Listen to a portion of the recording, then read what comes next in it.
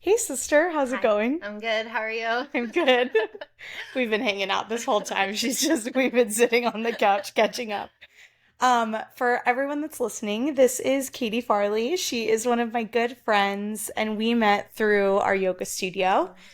We went through teacher training together, actually, and so she's just got a huge um, plethora of wisdom about all things spirituality. And so I wanted to have her on my podcast today to talk a little about all those things. I can't wait. Yes. So, to get us started, Katie, are you spiritually active? Yes, I am. Yeah. Yes, I am. Every time I ask, it's like so rhetorical, but I feel like it's Yeah, a good question to yeah. get started with. Mm-hmm. So, since you are, Mm-hmm. tell me a little bit more about like some of the modalities that you like to use in your spiritual practices, routines, all of that good stuff. Yeah, so I think when I was looking at the questions you sent, like one of them of like what does spiritually active mean to Yeah. you? And I read in a book once and it like stuck with me so hard where it was like the word spiritual was derived from spirit ritual. So Whoa. anytime you're like spirituality, it's like anytime you're doing a ritual to connect to your spirit, you're being Mm, spiritual. I love that. Yeah. And so I feel like anytime I just go to a yoga class, meditate, like that's me connecting to my spirit. Yeah. And then like through that kind of like with witchcraft, like the spells and stuff that we'll get into, like that kind of to me is like a meditation on like steroids where it's like you're like Hmm. calling to your spirit, like you're asking them, like the tarot readings, like going in to get a tarot reading, like you're actually directly saying like I want to communicate to spirit, right? Yeah. But like my yoga, my meditation is kind of like that home, that safe place where it's like every day just kind of coming back to what's my purpose here, like, right, like filtering through all of the chaos of the entire day and just coming back home to like, oh yeah, this is where my spirit is, this is what I'm my purpose to be here to do, and just connecting to that. I love it. Yeah. And I feel like you listed so many things also that are like attainable, right? Like you can do them every day Mm-hmm. or, for an hour of your week even. Yeah. I think sometimes like spirituality feels really out of reach because it's this big like woo woo mumbo jumbo Mm-hmm. term. So I love that you like break it down into Yeah. practices that are attainable. Right, right. And like with yoga, it's like the first yoga class you take, you're probably not even thinking about spirit, right? Like it's like that body, 100%. mind, spirit. Like spirit kind of comes last. Like you're just I figuring out love like that. what do I even do with my body this first class? Because it is such a journey of even like being able to say like I connected to my spirit. But it's like with yoga, it was like so much about the body and then it's like the mind and just that like monkey mind of just like the racing thoughts all the time and trying to like get better control of that and then like truly feeling, and it's not Mm, every time, like some days I take yoga class and I'm just in my body and I'm yeah, like feeling a lot of pain and it's just like trying to release that pain in my body, or it's just my mind won't shut up and I can't stop right. thinking about events. Like that doesn't happen all the time, but it's just the practice of Hmm. trying to get back to there. And same thing with meditation, it's so hard for people to sit and do nothing, right? Like, and there's so many misconceptions too with meditation on thinking that you need to stop having thoughts. And it's like, Yeah, no, that's not at all what you're doing.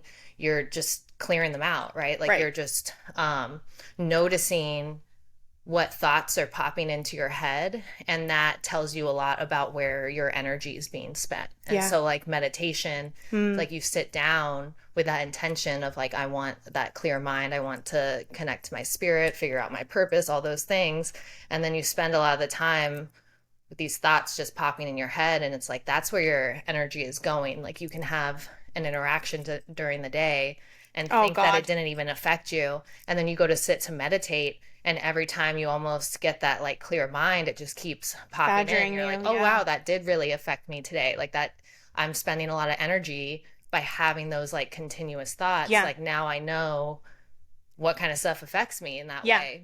Well, and you have to heal it to feel it, or feel it to Hmm. heal it, Yeah. Like you have to, like, okay, Honor I'm that you're having it. recognizing. Yeah. Yes, exactly. Yeah. And my favorite, like, meditating was so hard for me for so long. My favorite ways to kind of begin it, like, I think a big one in witchcraft too that they recommend is just the staring at a candle, like just a flame. Oh, the third eye connection, huh? Yeah, Yeah, yeah, yeah. staring at a flame, and then eventually like closing your eyes and yeah, and picturing that flame Mm. still in your mind. That's a really good one. And then one that I send to a lot of my friends, like a guided meditation for like beginners because they can't just like be in that Yeah. silence. And it was on the it's through Meditative Mind on YouTube, and it's called the Seven Chakra Healing Meditations. Okay. And We'll there's, link it in the show yeah, notes for sure. yeah, there's one for each chakra. And that was the first time I ever meditated, was those guided Mm. meditations. And they're like 20 to 30 minutes depending. And it walks you through like different the chanting for like an Oh, om or the different sound. Yeah, exactly, yeah, yeah. exactly, based on the chakra. It will guide you through like the color, it like a lot of the breathing, like breathing in and it expands, breathing out and it goes through your body, like Yeah. with the different lights and different mantras, and then it ends with like the sound frequency for that chakra. Cool. And so that, like, at first was so new to me, and the way people go about it is so different. Like some people want to test them all out. For me, it was like I just, like, for the first month I only did like the root chakra one, and I had Yep. so much stuff come up. And then I went on to like the next one, and then now I'm at the point where like at night I'll kind of like tune in of like where my feeling like I need that Yeah. assistance today, and then I'll pick like, yeah, I really need like my throat chakra Yeah. or that. And so I think that's kind of fun. And then if my friend is like coming to me like all these problems, I'm like, you need a heart chakra meditation. Yeah, I'll send her like that link, and it's like, oh, thank you. And it just kind of is that a space to just start to venture into what it means to truly meditate, because Yeah. it is so foreign to so many people. It's like just those little beginner steps of like stare at a candle flame for 5 minutes Yeah. at a night and Yeah. see And what happens. it can be scary to be by yourself, like in your own head. Hmm. So I like that, like, okay, you're still connected to something else outside of yourself Yeah, yeah. until you feel comfortable. Or even you might not even get to that point, and that's okay too. Where Right. you always have a tool to use or Hmm. some sort of guide. I actually still prefer guided meditations. Like Yeah. I can't just sit there with silence. I usually have Yep. some sort of chant or music in the background to try and like bring me Yep. down to earth and, Yep. and go for it. No, yeah, I still use those chakra meditations Yeah. like years later, and I still use them all the time. Yeah. But yeah, things will come up, and it's like knowing when to kind of take a break too, right? Like knowing when maybe you don't need to meditate for a while. Yeah. For me, it was definitely like the root chakra, which is interesting because it is that like security, Yeah. and like where your fear is held. Yeah. And I remember having a lot of stuff coming up of just like, actually, like, you're meditating and you're just in a room and you're totally fine, but you just like feel all this fear inside, Uh-huh. and like almost feeling like I was a kid again, like Yeah. really like scared to like go to sleep and stuff, and being like, Yeah. whoa, this is like I still weird. get that. Like, Yeah. you're like, I'm still afraid. No, It's like, please don't make me close my yeah, eyes. yeah.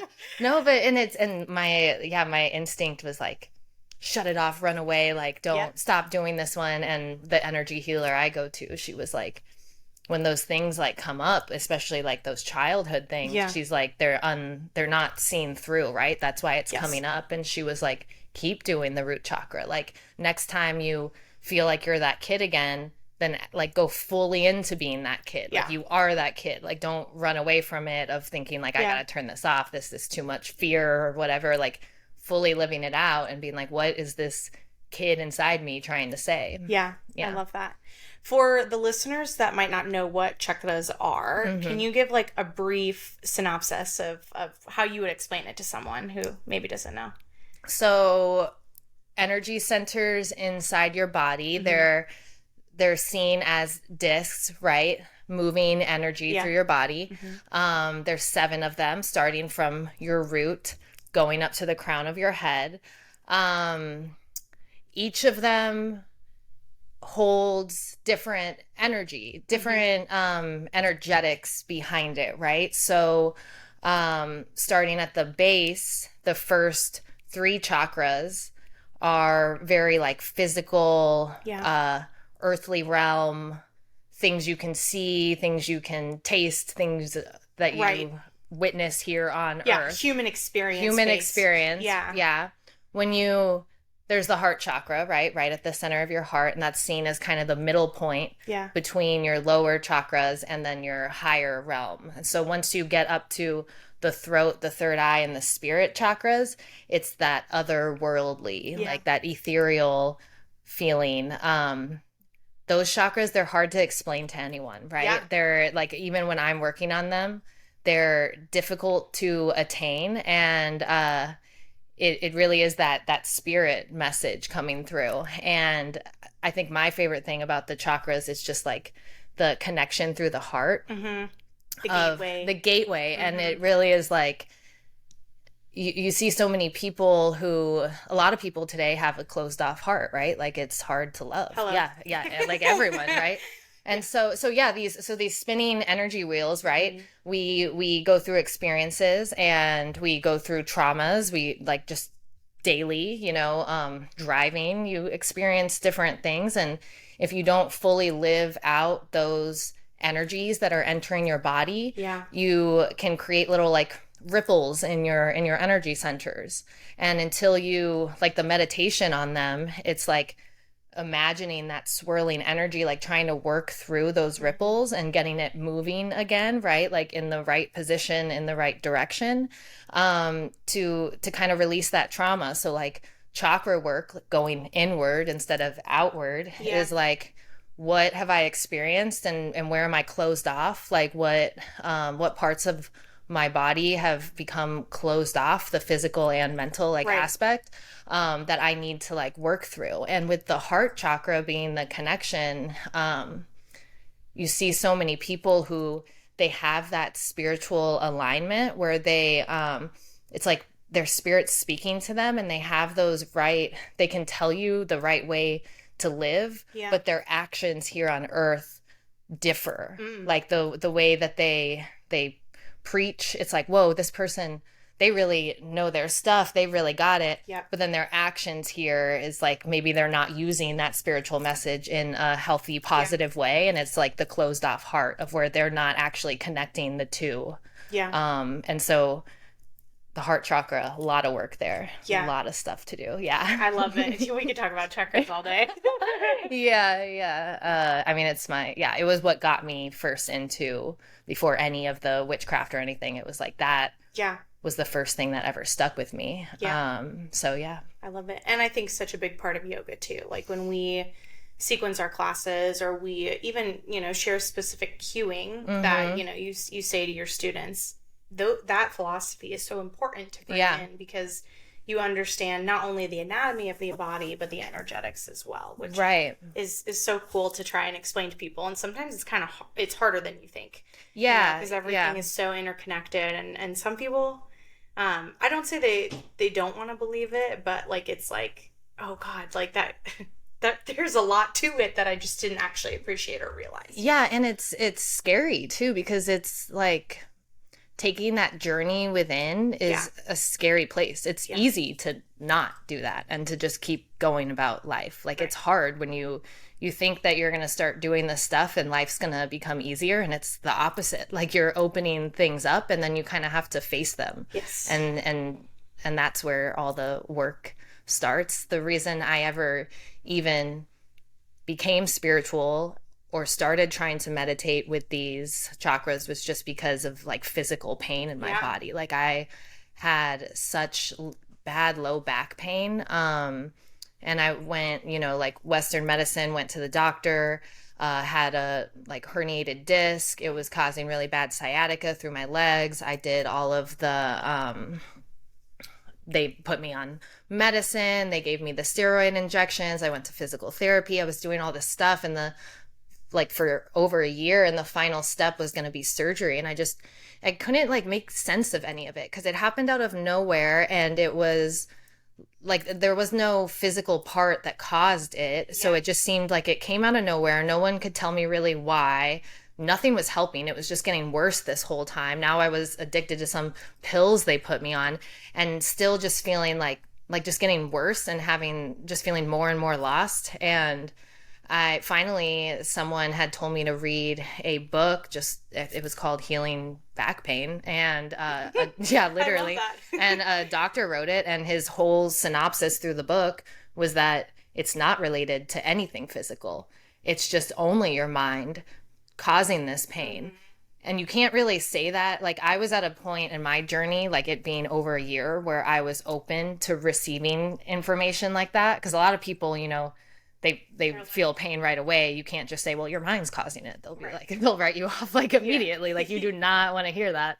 And so I was just like at the perfect place where it was like, yes, that is what's happening, because this doesn't make any sense and nothing's helping. And then that's when I went into the whole other side of medicine, of going to acupuncture and yoga. Like, Western medicine was very much stop yoga, stop moving, like stop, like only do these specific movements, don't forward fold, like all of these things, and becoming like obsessed over it. Like, I can't move my body this way, it'll hurt it again. And once I took that other journey, and then doing the meditations on like the root and the sacral, like the lower, where I was feeling all that pain, I started to see just like so much improvements. And I was, and it was just like game over. This is where the answer is. Yeah. Mm-hmm. So besides that, can you tell us a little bit more about like your background? So, like, we both are spiritual people within like the corporate space and all that stuff. Yeah. So share a little bit about like how you gotten to be the human that I'm talking to today. So I originally went to school to be an accountant. Got my master's in tax accounting, and was just very much in like corporate life, but with that, like extremely unhealthy, like just eating horrible food while sitting at my desk because I'm at work till midnight, and then going out drinking with everyone. And that was just what life was for everyone that I worked with, and for, years of my life. And it was just horrible. Couldn't maintain good relationships, friendships, family, like what wasn't, it was like everything. I was just so disconnected on every single realm of my life. Yeah. And then, just through, honestly, just through like pure exhaustion and like pain, I journeying into the spiritual side of, I can't live like this anymore. Like, there has to be other answers. And yoga was a big part of like my healing with that. And then when I decided to do the teacher training was really when I feel like the bigger shift happened, where I had never once, I still remember a specific night in teacher training where it was like that feeling that I don't think I had ever even like thought of a spirit self or what my spirit even meant to me. And I remember receiving like a message from my spirit of just like, this is exactly where I'm supposed to be, and this is exactly what I'm supposed to be doing. And I had never felt that doing anything in my life like ever before. Yeah.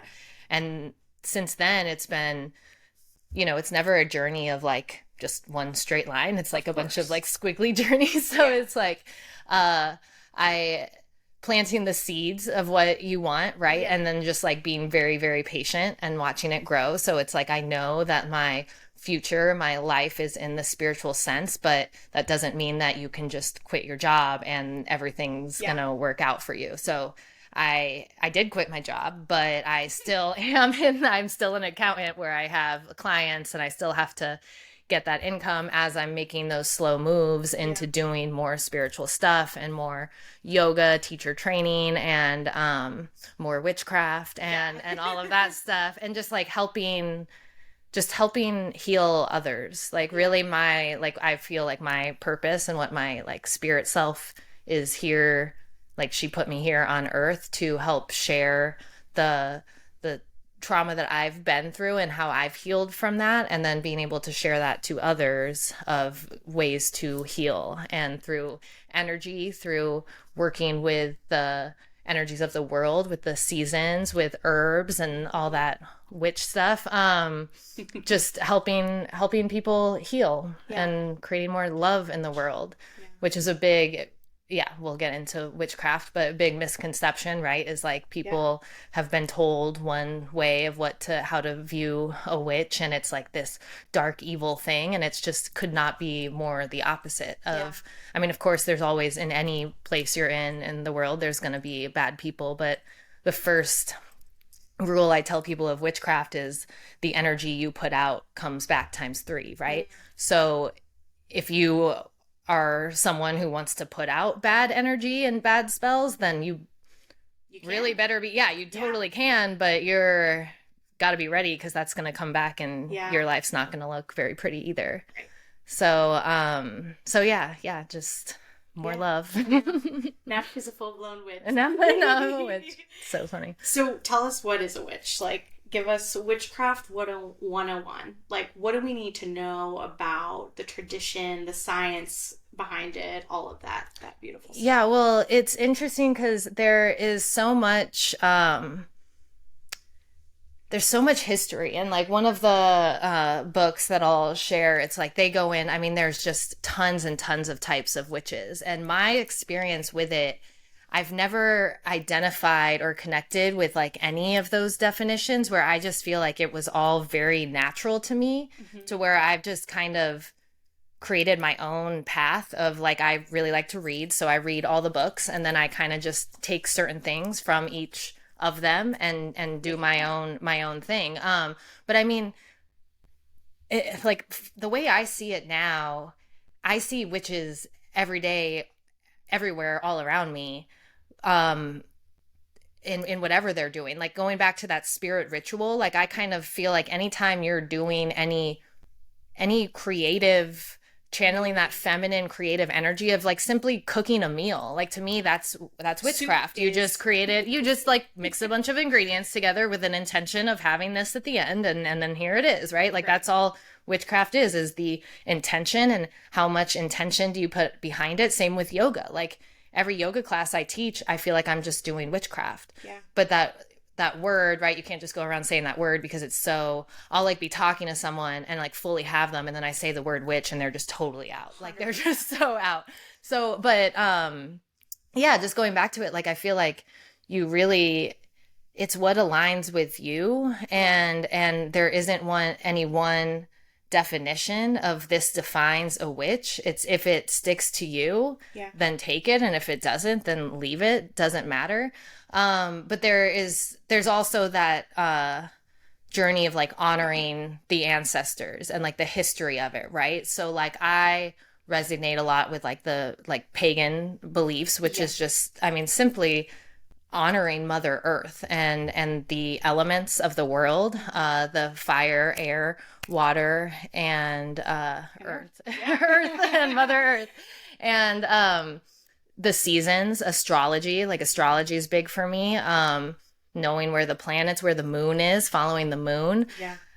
It's all energy, right? So witchcraft is just anytime you're doing energy work, harnessing it for whatever intention you have. Yes. And the world starts to just work in like really weird ways when you start to align in that way, and you can't really explain it. So it's really tough when people ask so many questions about witchcraft, because it's such an internal thing, kind of like that meditating. Like, how do you explain to someone to meditate? Like, you just have to start doing it, because it's so many things come up to you, and they're only things that are going to come up for you. Like if I told you I did this spell and had this reaction, like it's going to be totally different for you.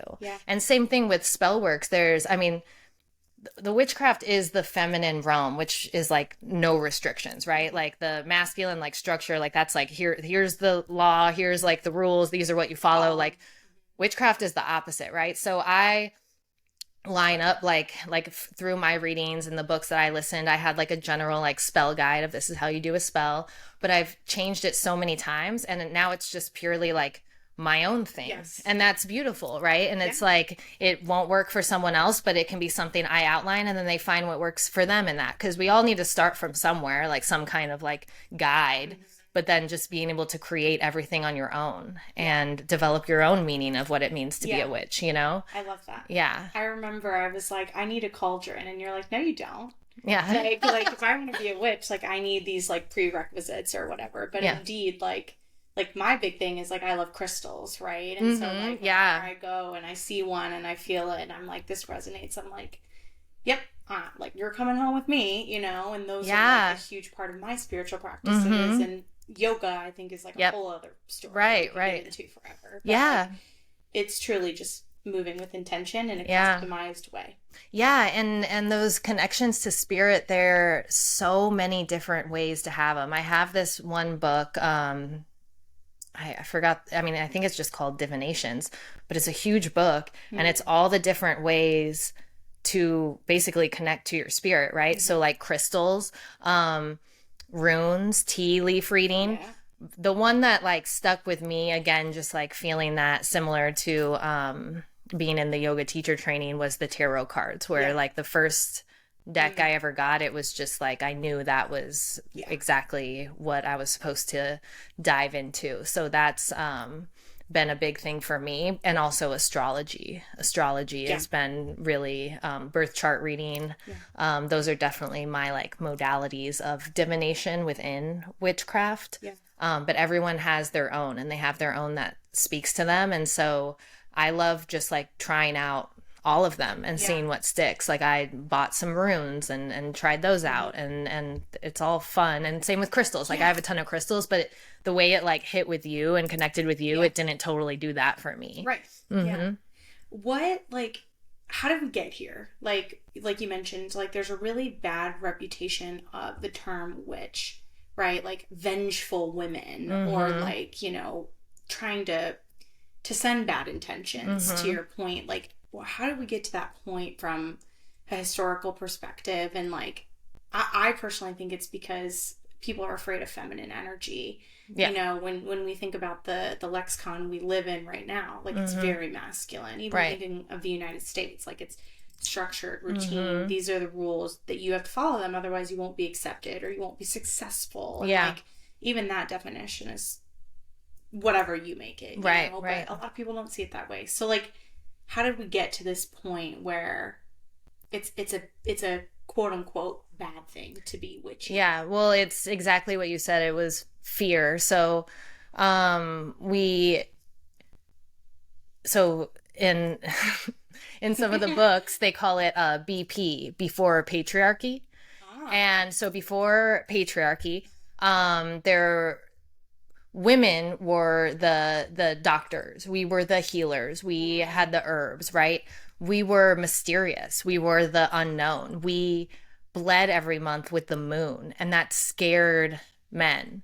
We birthed babies out of us, and that was terrifying to people that couldn't understand it. They couldn't understand it, and they feared the power, and so they shut it down, right? So they shut it down. They prohibited us from even gathering in groups of women. We're not allowed to speak about our periods in public. We're supposed to act like it's not happening.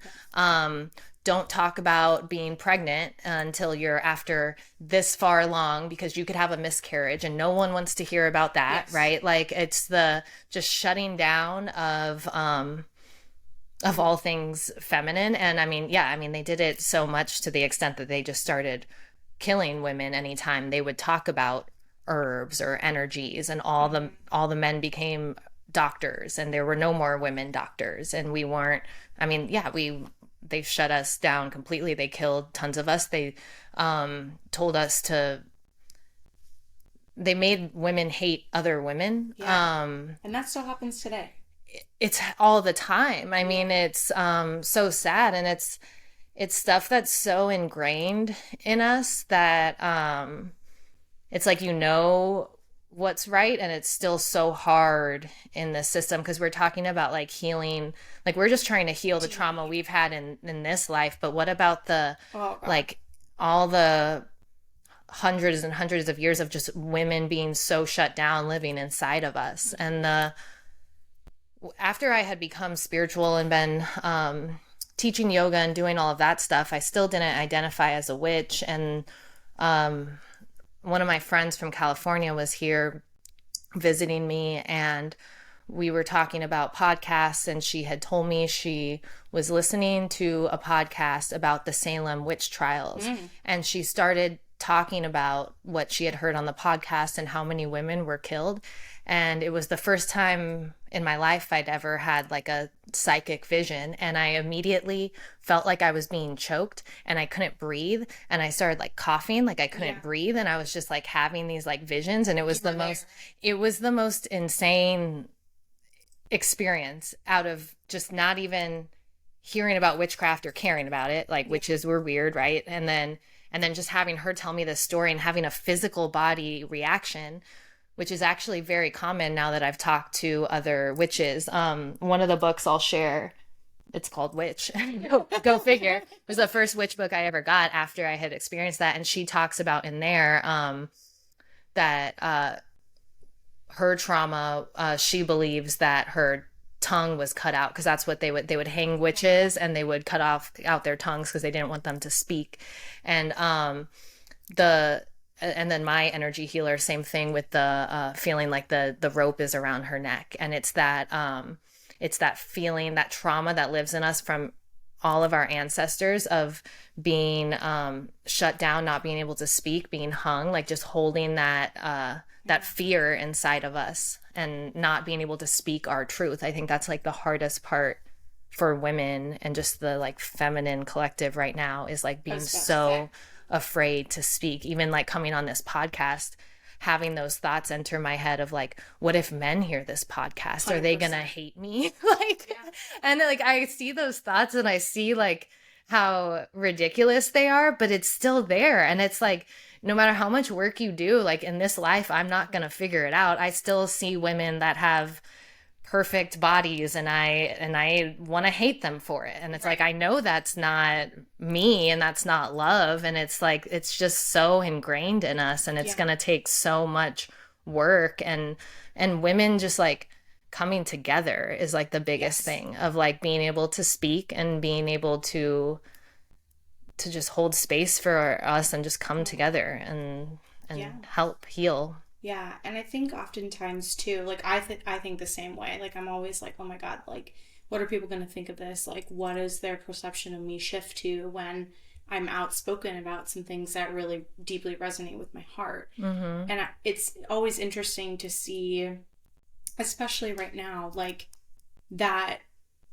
sense of women needing to kind of conglomerate together and like be a community, even when we're not all the same either. You know what I mean? And so it's beautiful, and it's also scary of like, hopefully people are waking up a little bit more to the fact that it's not like we're trying to get rid of the masculine. That's really important for, societal growth, and I don't like the word success, but like moving forward, right? But there's also this feminine energy of easefulness, of gentleness that like I'm hoping comes a little bit more back into, like, even when we talk about resting, like productivity is the number one thing everybody needs to have, and it's like, no, actually we can take a day to like do something that we enjoy, or be creative, or spend some time with the people that we love, or by ourselves in introspection. Like, there's just so many practices that I don't think are very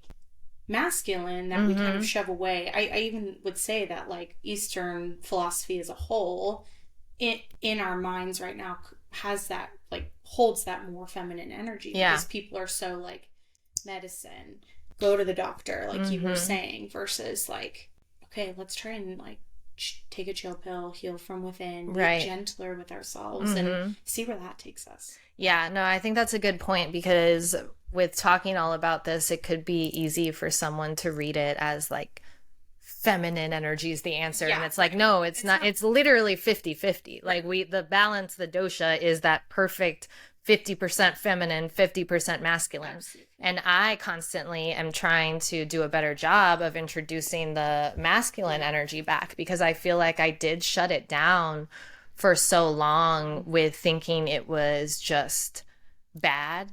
I mean, same thing that they did to the feminine energy, right? Like, of that's bad. It's like you don't want to associate with that opposite energy, and that's where the shadow comes in. And so I find myself like with business of being like capitalism is bad, and it's like, well, it's not. We all need money. Right. Money is just energy. It's just like anything else. And so you can't shut it down. You can't not have money. And so how do you trying to reintroduce stuff in a healthy way is something I'm trying to work on. Like a big one being social media too. Like I totally, when I saw the negativity behind it and like how they were, just the way that women were perceived, and the you have to buy all these skincare products, you need all of this, you need to look like these people, and it was just this bad feeling anytime I would open it up. And so I shut it all down and haven't been on any of it in almost a decade now. And it's with things so like crazy. This, when I want to share how ways to heal, share my yoga practice, and share all these other things, and I'm not able to do that on the like where everyone is right now on social media, it's like, shoot, that sucks. And so how do I introduce it in a way that I can feel like the energy is good and healthy behind it without taking in all of that? I mean, it's just, social media is just like shooting energy out at you faster than we're ready to take it. Yeah. Sure. And it's like what it does, the people that just spend like all day on it, it's just like, it hurts my soul. And it is that feeling of like, I just want to shut it out, but that's never the answer. Yeah. So being able to just filter through all this stuff and knowing that it's never 100% this is the answer or that's the answer, but it's somewhere in the middle. And it's just it's the work. Yeah. Well, and I mean, right now there's a lot of extremism in the world, it's like, okay, we have to either be this or be this. It's black or white. And it's like, we do need to get more comfortable. Gray, sure, it's really hard because it's weird. It is weird. Your this side of the spectrum is going to look different than mine. So totally. Yeah. So thinking about witches, there are textbook-wise, right? Like different types of witches out there. Can you tell us about a few of what those are? So I need to get this book. So this was the first book I ever got, and it's called Witch. It's by Lisa Lister. Yeah. And she does a really good job of listing out a bunch of the different witches. A lot of them are I mean, from where like your heritage is, but there's also just like a green witch, someone who just like, that's what I call my mom, where she just like is all about her plants. Like all she wants to do is like take care of her plants, and like that's the Mother Earth, that's like, I'm like, you're totally a green witch. Kitchen witch, that's like what I was saying. A kitchen witch. It's so true to me. Like I mean, when you think of like herbs in your cauldron, it's like, what are you doing? And it's like, that's technically what a spell is, like you're literally mixing ingredients. You have this like intention. It's like the following through, the creative energy, of like, maybe you follow a recipe, maybe you don't. Definitely don't. Yeah.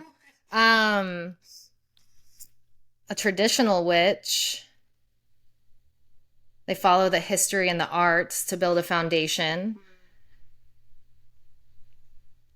Yeah, I would say that might be a little bit more what I am, in the sense of like, I kind of looked at all the different traditions and things that they wore, and then kind of like developed my own. Yeah. So this one I was reading earlier, and I found it interesting, Dianic Witch, and it talks about the primary focus is on the goddess worshipped by the maiden mother crone. And so the maiden mother crone, so a big part of witchcraft, and when I got into it to begin with, was on following the archetypes. So in my life, in my relationships, I was very curious why I was living out certain roles in certain relationships in my life that I couldn't totally figure out because there was no like real history.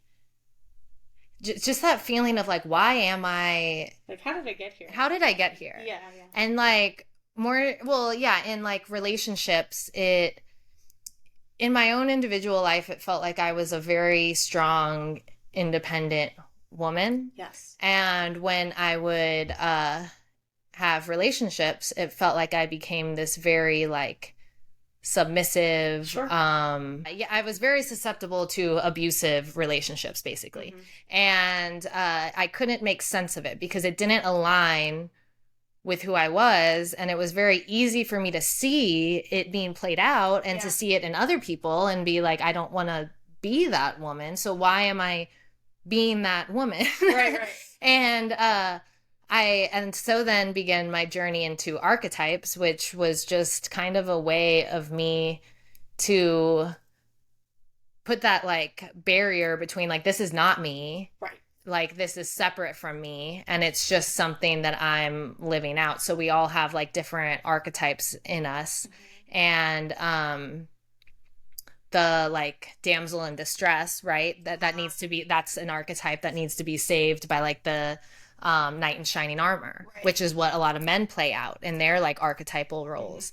And so when I could start to identify with these roles and then the people that I was seeking, so I was dating a lot of what would be called vampire archetypes, where and what I love about the archetypes is that everything is an archetype. Yeah. But all like movies are just playing out these roles of archetypes. Yep. And so the vampire in the movies that we love to go see, it's this attractive man who's sucking the blood out of women, and women are attracted to him, and it's like, oh, it's mysterious, I'm not supposed to do this. And then they suck the energy out of them, right? And it's like the vampire, gone. Yep. Yeah. And I've just never had anything hit so hard with like that experience of being like, that's what those men, the men that have, you know, a lot of different women, and just when you think they're gone, they come back. And it's like, oh, they knew that you were filled up with energy again. You found your peace, your energy. Yeah. Now they need to take it back from you. Yeah. And just that feeling of being constantly drained all the time, of like just these vampires sucking the energy out of me. And being able to identify things like in that way of like it just being separate from like, this is me and this is what is going to happen and I have no control over it. Then I was able to, now I meet someone and I say, oh, that's a vampire and I'm not going to play this role out, you know? Like, it's like it gave me an extra layer of like boundaries. Yeah. And identifying all these people of like, oh, he's playing out this role right now. Right. And I'm playing out this role. And that's all that's happening here. Right. And some people just play into that role for a moment. Yeah. Some of them are living ones out for like it's their lifelong archetype, right? But one that I think is very powerful for women to look into themselves to help find like their own empowerment within is the researching the maiden mother crone archetype. Okay. So I did bring another book called Maiden to Mother. Oh. And I think that like this book is just so great, and just the archetype of the maiden mother crone I think is like, it speaks so much to the feminine energy, and it is so when you shut out an archetype that is present in you. So every woman has their maiden mother crone archetype of the different stages of their life. Yeah. And when you shut one of them out, when you shut out any archetype that is a part of you, you receive its shadow side, right? It's almost like your soul contract. Like when you don't actually learn the lessons that I don't like the word supposed to, but like that you came here to do. Yeah. Like you're gonna experience some weird stuff probably. Yeah, yeah. It's like that shadow side. So like the perfect example for with this, the maiden mother crone is, as a society, we've been told to shut down our crone archetype. So, uh, people don't even like that word, which it's like after you're a maiden and then you're a mother and then and also mother doesn't mean you are a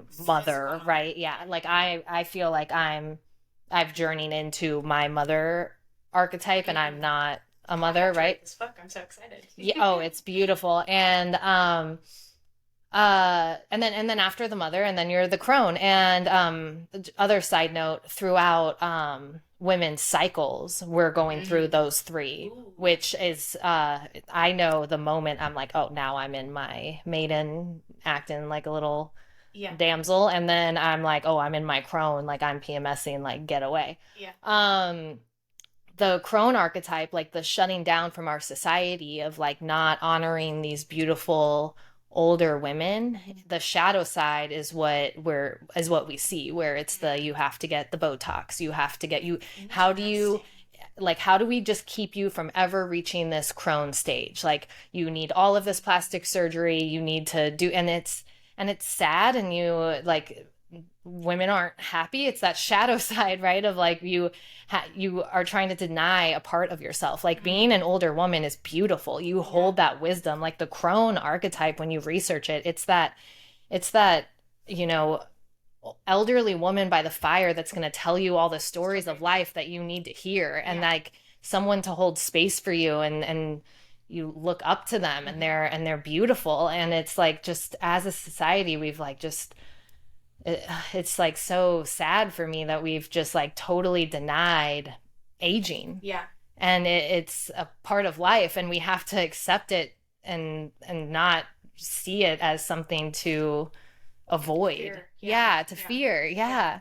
And but the maiden to mother, I think, is like such a journey for women our age to explore, because it really is going from that. The maiden is the damsel in distress. She needs to be saved. She's waiting for someone to come save her, and life's just happening to her. She has no control over it. And when we welcome in that like mother energy, the mother is like, I hold space for myself. Like I save myself. I'm not waiting for anyone. Amen. I'm here for myself. And so me and my friends all read this book together because we were all like at that same journey in our life. And like one of the sort of like meditations or guides she walks you through is just like imagining your maiden as like this like helpless girl, like the kid self inside of you that wants to be seen and like wants to be saved, and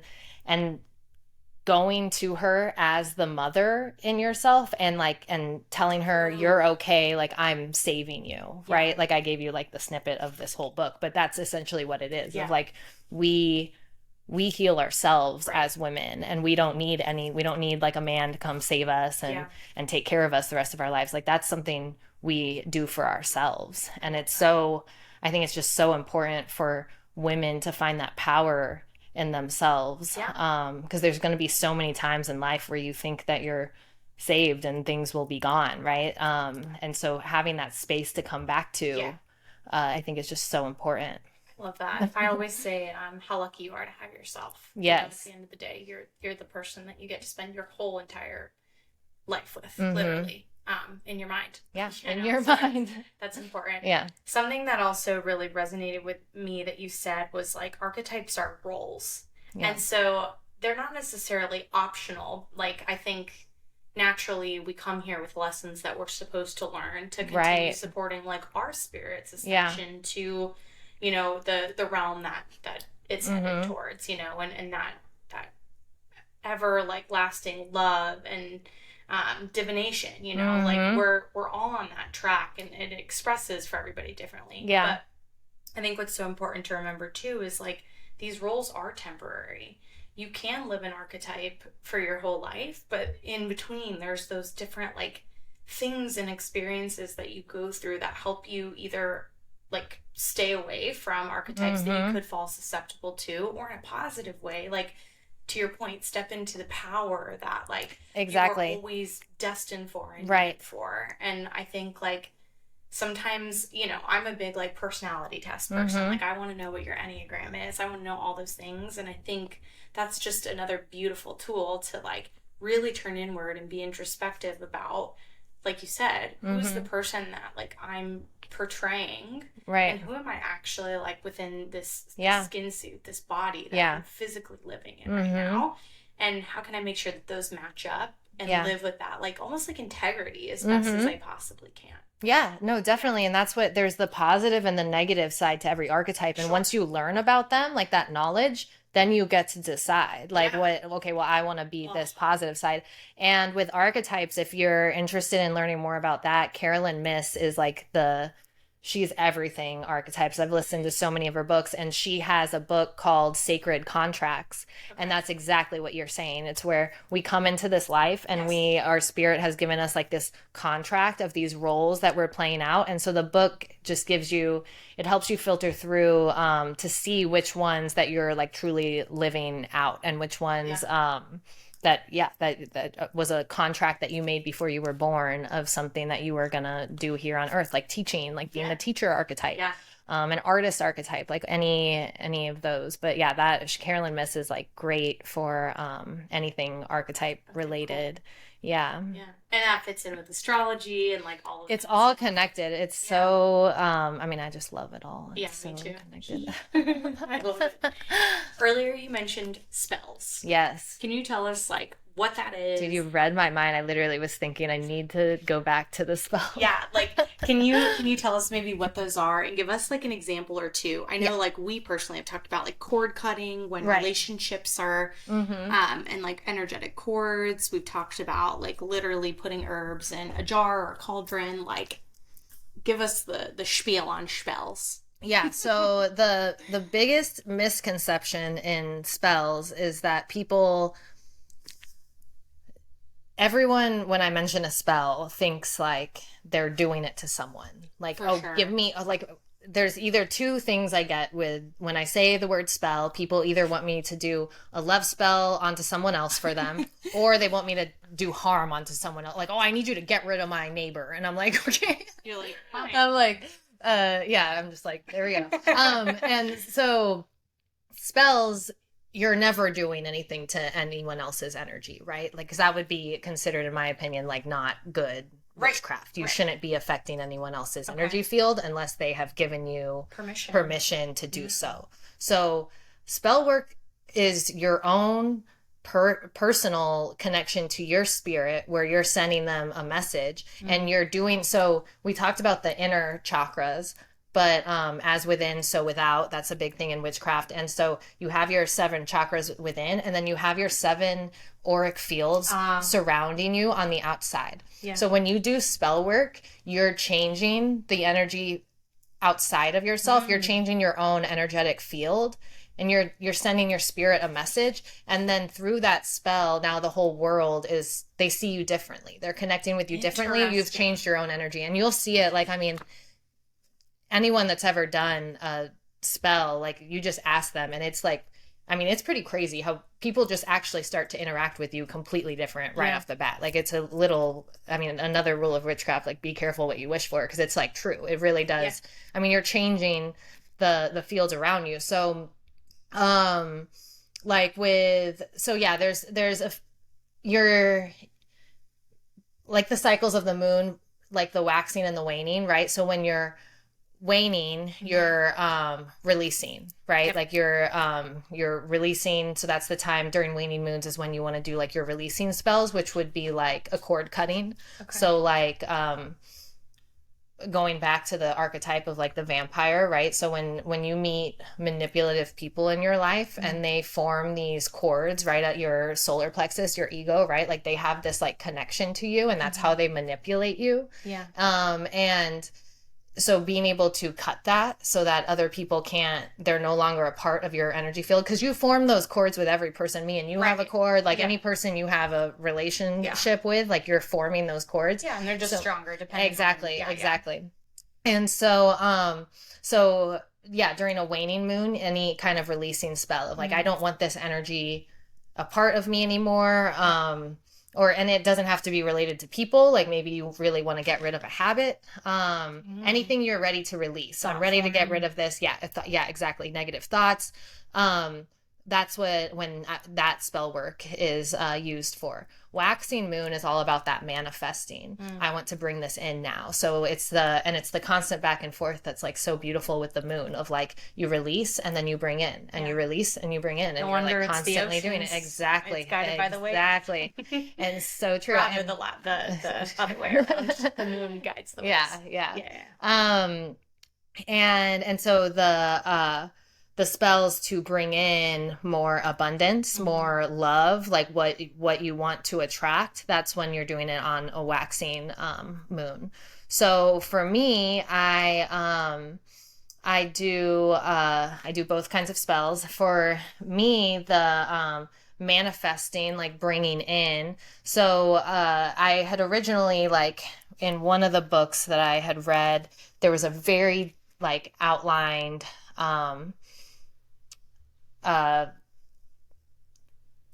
like steps to completing a spell. So I wrote them all down, and I was like, I had just done I literally walked into my first spell I ever did. It was right at the heat of all of this, like out of an abusive relationship, welcoming all in the witchcraft, everything. Walked into a witch store and just went up to the lady and said like, I need to do a spell. I need to get this person out of me. She literally walked me through the store. She was like, here's your cauldron. Here's your earth. Like literally it was the cutest thing. And then I went home, did that. And then I was ready to like welcome new energy in. Right. So I wanted to find a partner. I wanted to create more love in my life. And so the steps of the spell were like, you start, and it's very much like you can think of it also like with your chakras kind of, where it's like at first you're just like tuning in. Yeah. You like start with like cleaning your whole space, right? Like clean your space, ground down, put your feet like out in the earth, like just like tune in, do some deep breaths, begin your spell. Then it's like so you ground down, you tune in, you then start to picture, I think, in your head what you want the spell to look like. Like you start to form the thought forms of like, this is what I want. You write it all down on a piece of paper. And throughout this spell, again, it's like it's hard to explain because it is so different. It's so much of like that creative energy of it can look however you want. Like I do a lot of yoga in the beginning. Like I do a lot of dancing sometimes. Just to kind of like, that's part of like kind of the like tuning in and like getting into my space where I can even like center and like start to form those thought forms and not have my mind being like jumping around, like stare at a candle flame for a little bit. So just like kind of, like still in the beginning, I would be doing a lot of like yoga, whatever music, works whatever works. Yeah. So then you start to form those thought forms. You write the spell down like in drastic detail, like leaving nothing out, like exactly everything you want. Holding that, and then you start to like, so tapping into those different energetic fields. It's like you want to experience inside yourself the emotions that you will have once the spell has already been generated. And then and then you want to feel, so there's like the emotional layer, and then you want to actually like feel what that like feels like inside of you to have that happen. Not just put it on paper, like you need to embody it. And so that is, so when I went to do my first love spell, it was actually a spell that took about 6 months because I would get to that point every single time and I couldn't do it.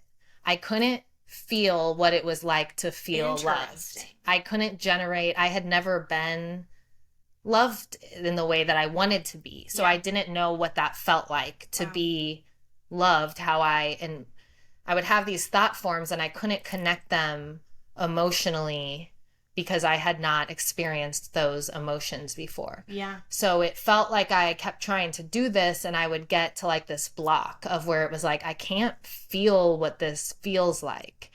But I kept trying. Yeah. And honestly, it was like, yeah, it was a spell that took like so long, and I would only do it on waxing moons and when I felt like I had the energy for it. And then you come to the point of, so each time I would finish the spell out, but I just knew that I wasn't like fully there. Yeah. But I was trying. And so so you feel those emotions inside yourself. Then once you have all of that connected, you've felt the emotions, the feelings, the thoughts, like it's all connected. Then you would start the spell, basically. So I would get my cauldron out. I would have herbs that were symbolized by what you're trying to attract, right? So if I wanted love, I had like lavender, I had rose petals, I think chamomile, I had, what was it? Cotton flower? What was the name of that? I forgot. Anyways, yeah, some weird stuff. Some weird stuff too. I had red salt, so I would put like the red salt at the bottom of my cauldron. I'd put my charcoal tablet in. I'd mix all my herbs in there. And then it starts like, I mean, it starts smoking. So then it's like you're like cooking, right? Like, so I would be like stirring my cauldron. I got a pretty hefty cauldron. Like they sell, like, I'd recommend getting like a little tiny one. Like the one I got was like a little much, but, my favorite thing to do is to like swing it and like, just watching the smoke like come out, and it's like these beautiful smells, and just swirling it around, and you just like, you tend to it like you're cooking, like you're making a meal, and just this whole time you're not losing focus of your the thoughts, the feelings, the emotions, like everything that you want. And then once that part is complete, then you burn the piece of paper, your spell, right? You release it into the universe, and that's the final part of the spell is I've released this onto the universe now. So you still are taking those earthly physical steps, right? You're not going to do a love spell and then go lock yourself in your room for a year. Right. Nothing's going to happen. Like, you're still taking all those earthly steps to get you there, but you're not the control part of your mind of like, I have to find someone, I have to do this now. It's like you're releasing that, right? Like you're trusting in the universe, and you're sending to your spirit. And that's where it comes in, like, be careful what you wish for, because you're asking your spirit, like, I'm ready for this next task right now. Like, she's up there and she's like, I have all these things, but you tell me when you're ready. And so you're telling her like, hey, I'm ready for this right now. And so, you better be ready. Because like, once just with love, right? It's not like you get love and now your answers are, now you have to maintain that. Like, now you have to really like, oh, well, how do I love myself? Like, how do I have these emotions I've never had before, right? Yeah. Like, you're speaking to your spirit. So that's the process that I generally would use for the spell. I would do it like once so it took me a while to get to where I felt like I was fully living out the whole spell. And I think that's part of the journey too, is like, you can't, like what you just shared is like very pointed manifestation, right? And the universe is either going to show you exactly what you asked for, or something better or different, or more than like your mind could be. Well, and throughout like that 6 months, like I was dating guys, and it was that feeling of like I remember dating some great guys where it was like, they were almost exactly what I asked for, but like this part isn't there. And so each time I would go back to do another spell, it would be like, now given this, what the universe sent me, now I can channel more of, yes, I want more of that. Like, oh man, we really did have like I really did love him, but like I was just missing like these parts, and like I really need like, this is important to me. I'm going to write that down now. Now I know a little bit more.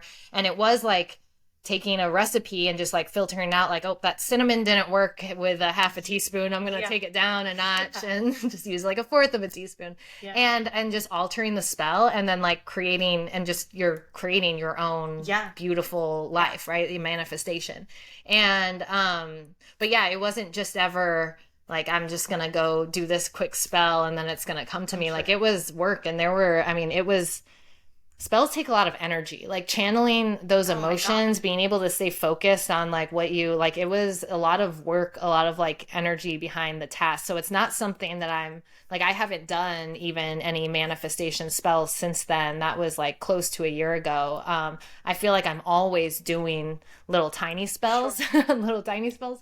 But like truly like calling out to like my spirit, like I am ready for this next task. Like it's a big deal, and Yeah. it's yeah, a lot of work goes behind it if you're doing it right. Yeah.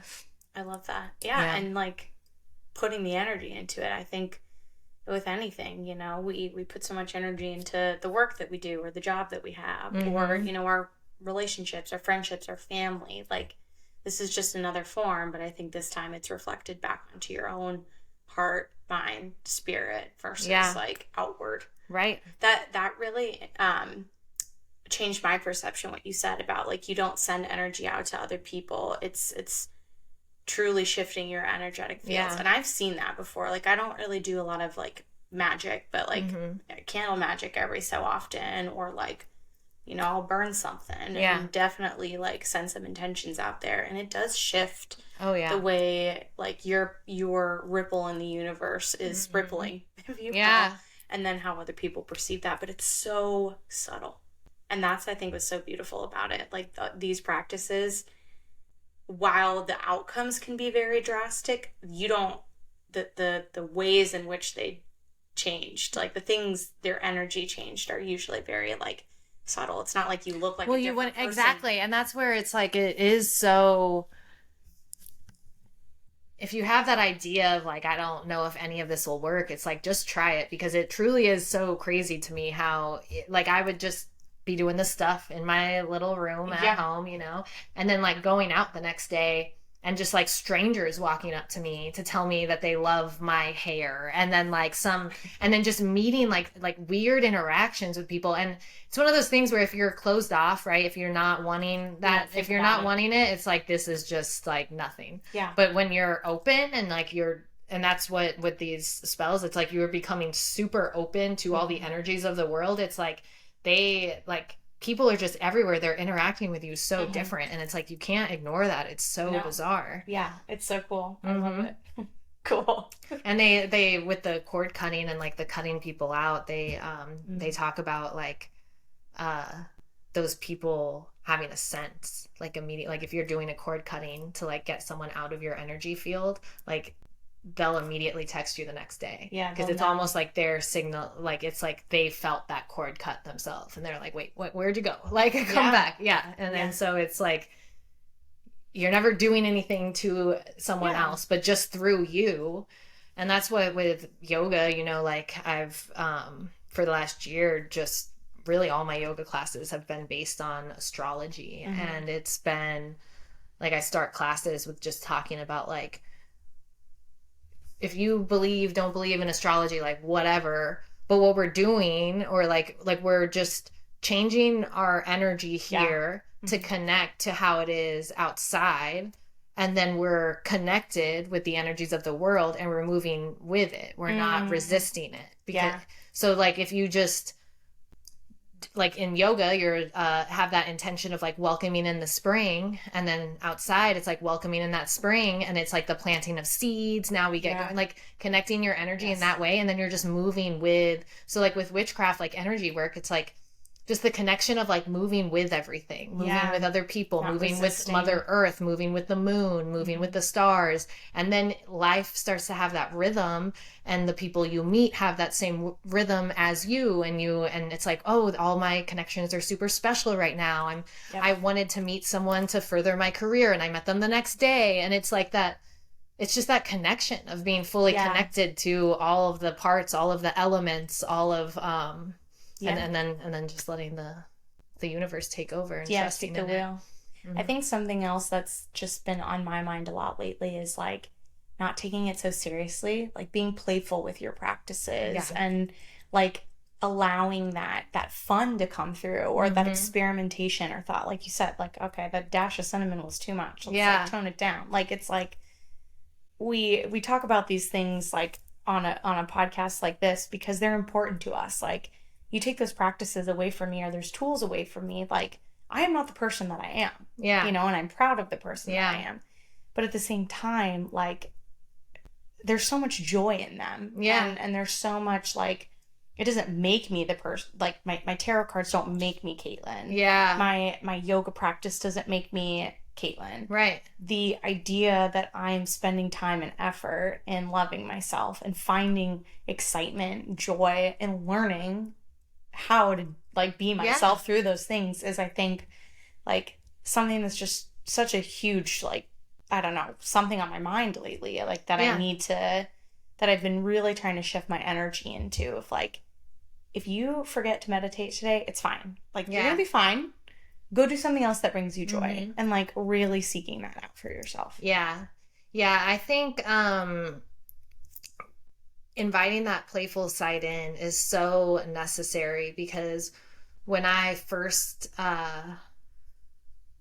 started getting super into witchcraft and doing all this stuff, there, like, my whole group of friends, like, just so many people were so not understanding it, and like being so confused by it. And I would take that as being like triggered. So I would go to hang out with my friends, and they'd start questioning me a lot about witchcraft, just like the questions you're asking now. But I would get super triggered and like shut down, thinking and they're questioning like, you. And just wouldn't respond to them, wouldn't even answer.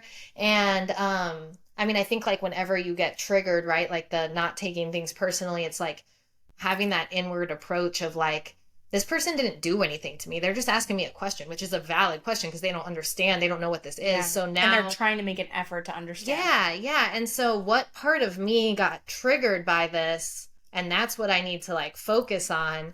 And it was like, am I not am I not connecting in some way to this? And for me, it was like, once I started getting super playful with it, because I like to joke around a lot and like make fun of like pretty much everything. Yeah. And once I started inviting that, now it's like, it's opened up this whole new world of where I'm like taking my tarot, like I was taking my tarot readings to my last job I had when I still had an office. I just, in a corporate setting, set up a witch table and put my tarot cards out and had everything like out on the table.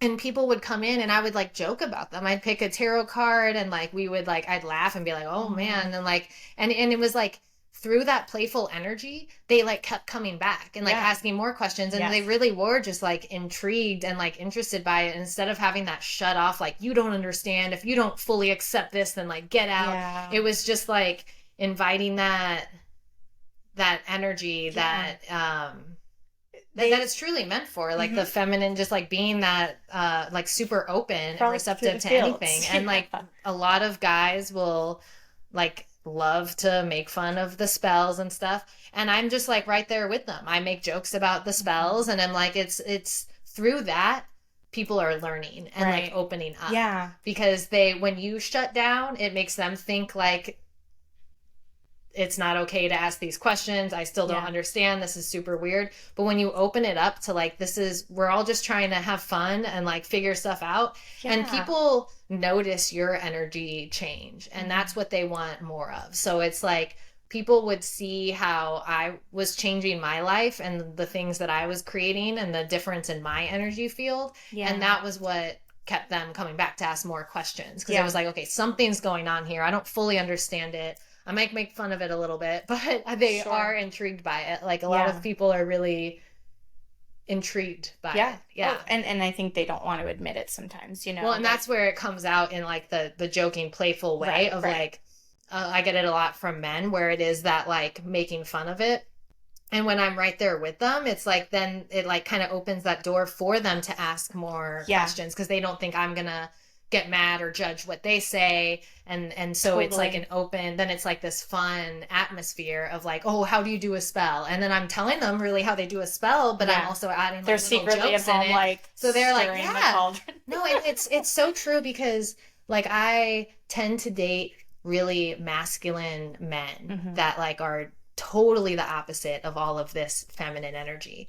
And it is that like opposites wanting that piece of where like they just ask me little questions, and I think it's so cute because I'm like, they really do want more feminine energy in their life, and then I'm doing the same with them, where I'm like trying to figure out how to find some of their, like, it's the balance of like, I need a little bit of their energy, they need a little bit of mine. Now we've formed this like open space to where we feel comfortable sharing that with each other, and being comfortable being like, I don't totally understand you. Totally. Well, and I think there's a level, like, there's a fine line to walk sometimes with like messing around and having fun with it too, because at the end of the day, like, some people's intentions are judgment, you know, and it's like, you have no space to judge or bring any of that energy to me. So like, that's where the boundary comes up. But like, most of the time I find it's truly genuine curiosity, and they just don't know how to express that to you without feeling like they sound silly themselves. I definitely have had some encounters where I'm like, either like, you just want to get a rise out of me, or like you're, you know what I mean? And so it's always interesting. But for the most part, like, I mean, my brothers mess with me all the time about anything. But like, it's funny because like they both stayed up till midnight for my first podcast launch because they wanted to listen, but also support me. So you know, so it's just like silly stuff like that where I'm like, I know you're going to poke fun and tell me Mercury's in the microwave, but also at the same time, I'm like, you're still asking questions. No, that's a great point, because like, people love to shit on astrology, but then it is that the same person that's like, they're the one that like, wait, where's the moon at today, real quick? Like, they truly, and I'm like, why are you asking? Because you are interested in what's going on. For sure. Exactly. You want it to be outside of yourself just as much as like, and well, there is energy. When there's no answers, I mean, that masculine energy is like having to have, there has to be a reason for everything. There has to be a reason for this. And when there's not, it's like they get super confused. And like, they're like, this just doesn't make sense that, you know, all of technology is broken today. And then they're like, wait, is Mercury in retrograde? You're like, yeah, it is. Well, and 6 other planets also, by the way. Literally. I mean, no, I love it. Yeah. So much fun. So to wrap up, I have some like fun little rapid fire questions that I ask everybody. Oh, okay. And then I was thinking maybe we could do a cute little tarot reading. Sure, yeah. For the collective, if you want to do one for... I think just do one. And then we see what it says. See what it says. Okay, cool. First question I have for you is, why is spiritual connection important?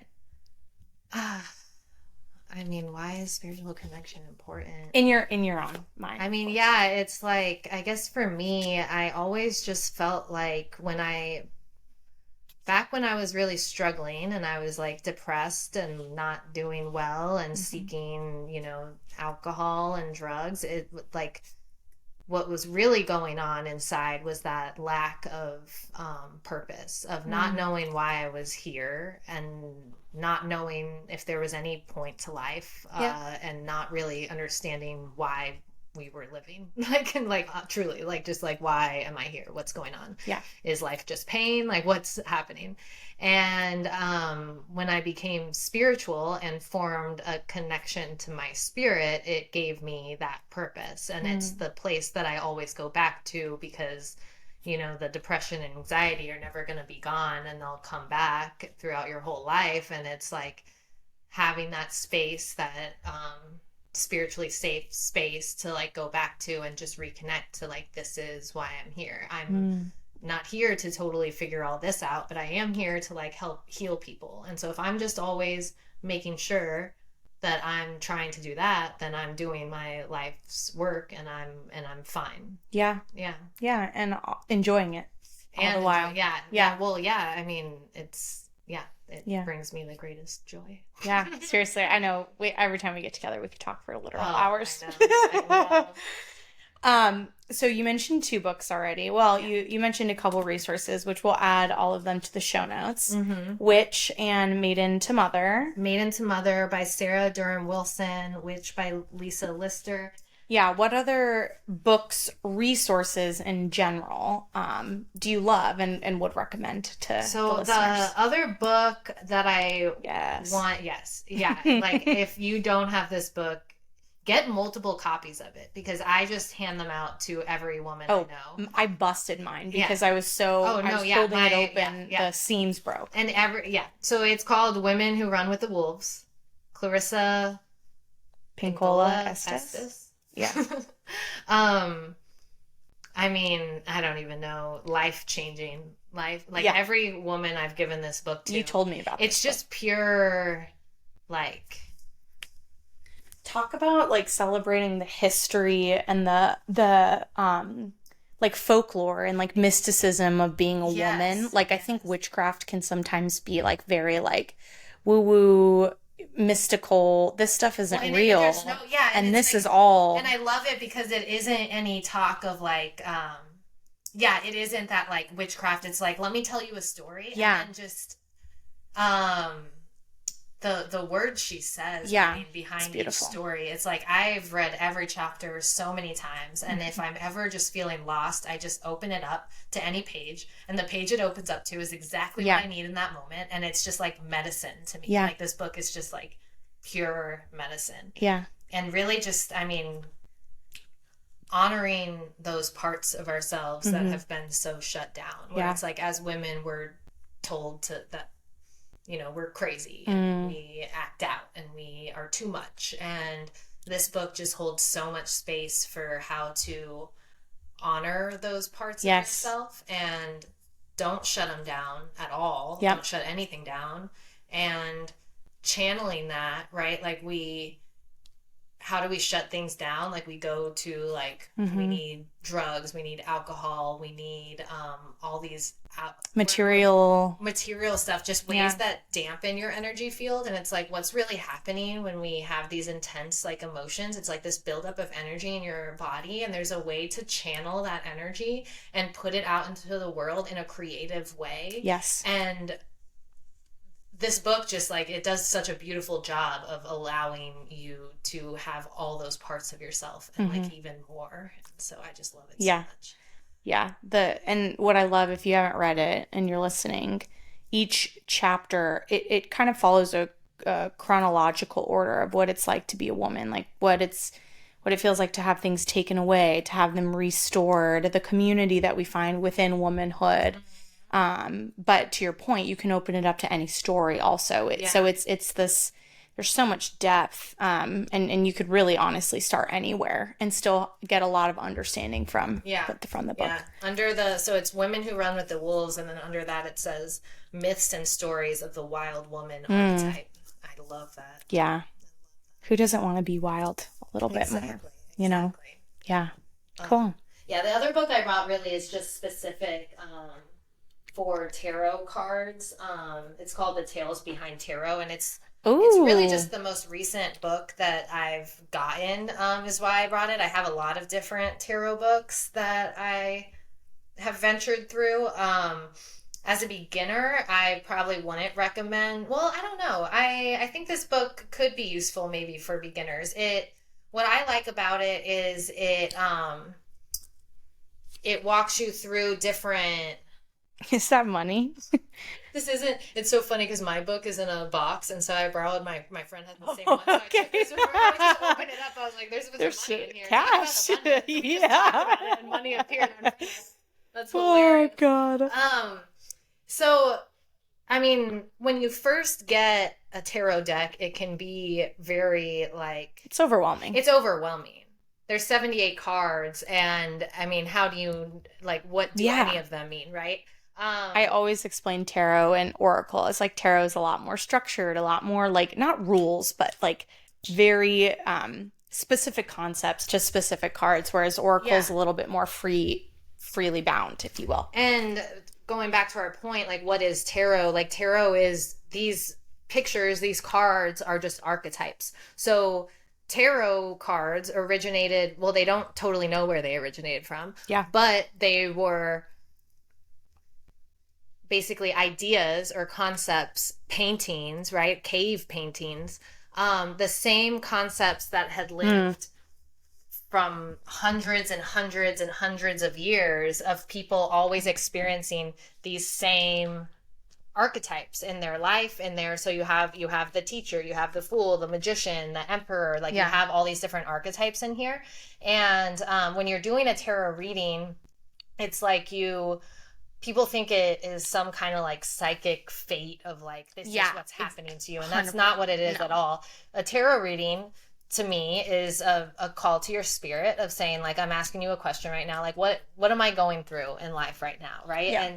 And she'll lay out the different archetypes, and you may be going through a situation in your life and you aren't sure what the outcome might be. Yeah. And you do a tarot reading and it shows you a specific outcome, but they're never, you always have willpower. And that's what I think is lost when people do tarot readings, if they think that their fate is like set, and that's never the case. You always have, if you do a reading and it shows you a specific path, you can change that the next moment by following a different path. You always have that option. It's just the archetypal language of, if you continue to be the damsel in distress, then this is what this looks like. Yeah. It's a reflection of your subconscious. Yes. Yeah. Exactly. So this book, The Tale Behind the Tarot, I just like that it takes the different parts of the tarot. So there's the major arcana, which are like the major archetypes, and those were the original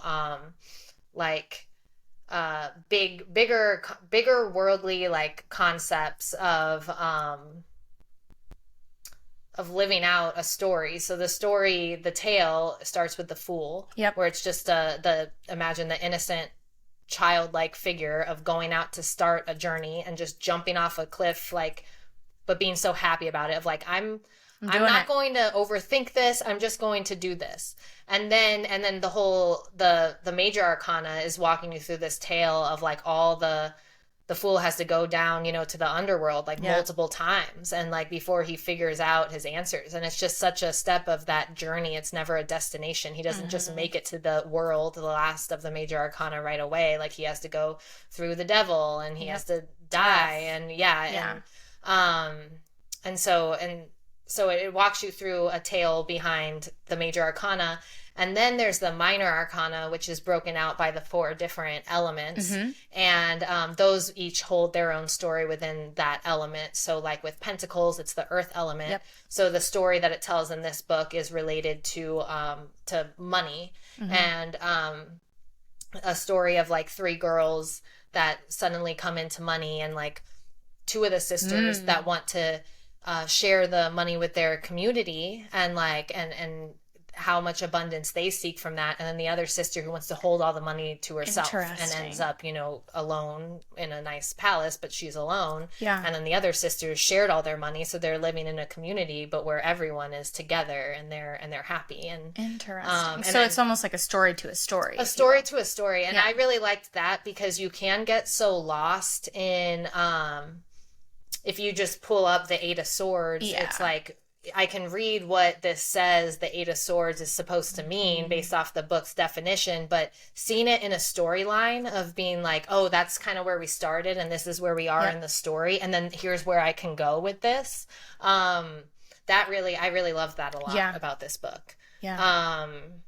I like that too, because I've also, in talking or having tarot readings, right, the numbers that follow, it's like a normal card deck, right? You start with the ace, and then you end with the 4 suit cards. And so like in and of itself, I think of it like the major arcana is that big hill, and then the 4 minor arcana categories are like the smaller bumps in the road. But you Kevin, he was actually my guest on one of my other episodes. He shared with me that like the middle of that element, let's say, or that cups or swords or wands or whatever, when the closer you get to the middle is kind of that, not ideal state, but like the most balanced that you can possibly be. And so the further you move away, like it's not necessarily a warning, but it's a point of reflection for you to say like, okay, am I in this state? Am I like actually holding this energy? Okay, no, well maybe the 8 is like kind of that reflection, or that moment for me to pause, breathe, think about it a little bit more, and then take action on it. Like for me, whenever I pull tarot, I don't look at the meaning of the cards. I look at, what is it telling to me? I speak out loud, like what my subconscious is telling. And then from there, I'm like, okay, I'll look back and like actually see the quote unquote actual meaning of the card. Right. But regardless, like, okay, now what do I need to do to go take action on this for me? Yeah. You know, because it could be a kind of tough reading, and then you're like, well, shit. I know, and a lot of That's people, the messages I get I didn't want to hear. where people don't want to do them because Yeah. they're afraid Yeah, of what for sure. of what it'll say. And but no, I think that's perfect because that's how they recommend with the tarot is to only look at the pictures, because that's how they were created, and there wasn't just a book on here's how you read them. It was like, stare at this photo and what does that mean to you, and what do you see? Yeah. And because the meaning is in the artwork behind it. Right. And with meditation, they if you get like a tarot deck and you're intrigued by learning more about it, they talk about like, pick a card, and then before you before you meditate, stare. You know what's freaky? Card. I was just thinking about that card.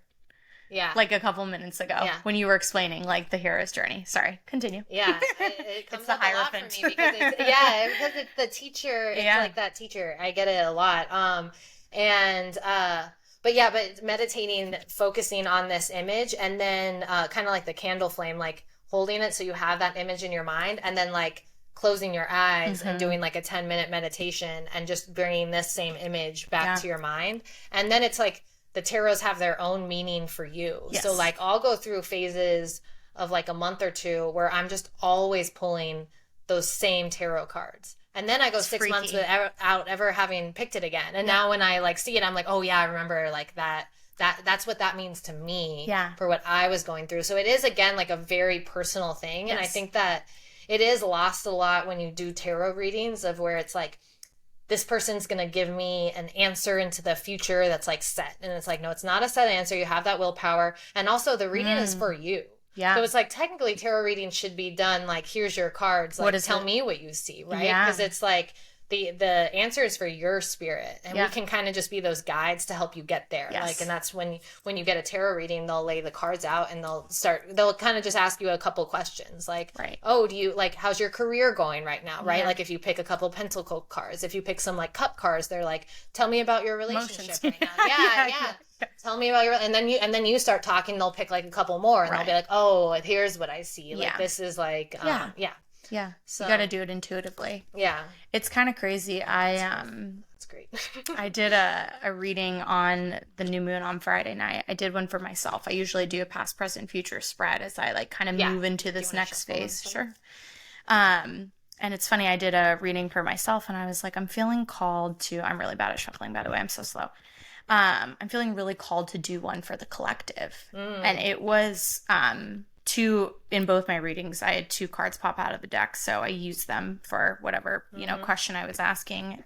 Oh, and am I just shuffling all of them? Oh, just and getting your energy all there. And like breathe it. I knock on my deck sometimes. But what was crazy is when I was kind of asking questions for the broader collective, like the ones for myself, I've seen those cards before. I pulled Lovers for months, and I was like, it's my relationship with myself, blah, blah, blah. But when I did the reading for the collective, it was cards I've never seen before. That's so never pulled before. Yeah. And they really resonated kind of with just, all the good and the bad that's going on in the world right now, and just the awareness that we need to build. Yeah. Okay, I'm gonna split it. My hands are cold. Like, I can't, like, move my fingers very well. Oh, dang. Why are you so cold? I don't know. All right, should we just do, like, a 3 card? Yeah, do you want me to, let's just, so... We'll take a picture so we can compare it. That's a good idea. Oh, that's great. Oh, interesting. Do you want to pick the final one? Left hand. Why left hand? It's just the side of your lots of swords. Intuition. It's your left side. Knight of Swords. Yeah. So what is swords again? Swords is fire, correct? Wands is air? No. Swords is actually air. Okay. Wands is fire. Okay. Yeah. It's interesting. Swords. So swords. So it's that air element. So air is the hardest element for us to understand because we don't see it. Right. Like you see all the other elements, you can't see air. Right. And it's that mental. It's a lot of like the mental clarity, communication. Like it's the upper chakras, like the part that's a little bit harder for us to take a hold of. Yeah. In tarot cards, it's seen kind of as more of like a conflict where it's just like a little bit tougher of a path for us, as opposed to like the pentacles kind of has like a happy story and like an abundance to yeah. And it's definitely more of that masculine energy. So we pulled the strength card. Strength card I love. It's I'm a Leo, and it's the card for the Leos, and it shows a woman holding a lion's mouth. Yeah. And it just symbolizes that strength. So the Eight of Swords is a card that I get way too often. I get it really frequently. So often. Well. And it's interesting, like the first thought I had when it came up was just, of course, because I feel like in our conversation today, it was a lot of that feeling bound, feeling tied up, like not I mean yeah, like the shutdown of the feminine. And that's kind of what this card emphasizes, where it's a woman who's completely tied up and blindfolded, and she just has a bunch of swords around her, and she's walking away from a castle. So within the story of the tarot, not in this book, but in just tarot readings, it's sort of, she is seen as like leaving, like she was held captive and she's left now, but she hasn't freed herself yet from her like being tied. And it's kind of that feeling of like we tie ourselves down, like we shut ourselves down, like there's at what point do we stop saying that the world has shut me down and it's your fault and it's the man's fault, or what, and do we take that and then we take that like just accepting that we can stand up now and stop binding ourselves and stop blindfolding ourselves and speak our truth, right? And so it's like kind of looks like a scary card to get, but I feel like it's like seeing that positive side of like we can remove those whenever we want. It's up to you. It's your up decision. To you. When you want to stop being tied down. So the Knight of Swords, I also do get a lot. He is so knights, so it's a page, a knight, a queen, and a king, right? And so the knight is kind of seen as that like middle-aged man, right? And he's charging full on with his sword in hand, like he's going into battle. Yeah. So it looks to me like it is kind of that angry, like I'm going into battle and I'm going to fight. And it's not seen, I mean, depending on the way you look at it, it doesn't have to be a bad card, as sometimes you need to go in and fight. Through this reading, it does kind of feel like that, kind of like what we were talking about having that strength to like speak up, like it being like a swords, like that communication, that intellect, like how do we use our communication, our intellect, and kind of our strength to like go into battle and like fight for ourselves and get ourselves like out of being held down and shut down for so long. I kind of like this book. What do you see? Tell me what you see. Well, I see a very similar like with strength. I think it's, when you look at the card, it's really gentle. It's not a strength of like, oh, I did all this stuff and now I'm freaking strong. It's like this, like, I stepped into my power and now I'm strong. Like that's the she looks imagery. So calm. And the lion like actually looks like it's enjoying the embrace that she's giving. And so it's like when you can harness that like inner lion almost, like you will feel at peace and so will it. And then, the Eight of Swords, I pull a lot, and it's specifically, like, the thing I always take from it is you are your own worst enemy if you let yourself be. And the Knight of Swords, I think, to your point, like, if this reading were for me in particular, like, I would take it as strength tells me I have everything I need already. Yeah. I need to give myself permission to go into that battle, to speak up, to take charge of whatever thing in front of me is that maybe I felt like held back from. And like when I think about this, like, you know, I have been wanting to leave my corporate job forever. We talk about this all the time. And so there's very much this energy right now for me in not only like the tarot readings that I do for myself, but just the downloads I'm getting and the messages I'm receiving, that is very much like that is the correct direction. Yeah. And you already have everything you need. Right. So stop freaking out. Like it's all going to work out. Yeah. But you have to like relinquish. I like that you said the right direction, because it's like this guy, he's not moving like he doesn't know the direction. Right. It's like he clearly knows where he's going. Exactly. And he's going there like full force. Yeah, absolutely. And like has assistance too. Like he's on top of a horse. And I think that's like can be symbolic of like, you know, coming back to the strength that you already know is within, and that's your own gusto. Or it could be like, you know, you're riding on the backs of people who love and support you and are willing to help move you into that next like state. Right. You know. And like it being a knight as opposed to like a king is kind of like it's that feeling of like you're not totally, you're on the path. Like it's not going to be you're like a young student still in like the journey of, and maybe a little overzealous. Even. Yeah. You like haven't you learned need that all guide. the lessons. Yeah. The horse is the guide. I love that. So this book, while it does talk about the stories, I know, favorite. oh my gosh, all the time. So I like that it does have like this theme section on each page that kind of tells you just little snippets of each card. Yeah. So for strength, it says inner strength, resilience, persuasion, and a calm manner, just like you said. The Eight of Swords, it's imprisonment, restriction, negative thinking, and feeling trapped. And then the Knight of Swords, motivation, focus, success, a driven man with a mission. We are some gals on a mission. Gals on a mission, yeah.